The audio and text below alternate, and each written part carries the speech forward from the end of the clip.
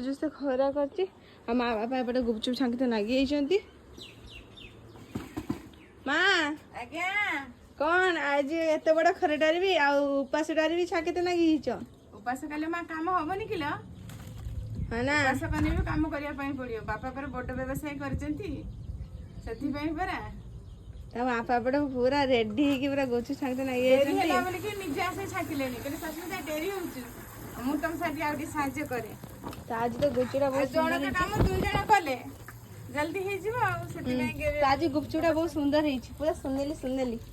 ସୁନିଲି ହେଇଛି। ହଁ ହଁ ହୁଁ ଲୋ ମା ଆଉ ହଉଛି ତାହେଲେ ଆଜି ଦିଟା ଉପାସ ବାସିରେ ଖଟା ପାଣି ଗୁପଚୁପ ଦିଟା ଆଚୁରଣି ଖିଆଯିବ ନା ନାଇଁ? ହଁ ଖିଆଯିବ। ଖିଆଯିବ। ହୁଁ ବନଉଇମି ହେଁ। ହଉ ହଉ ର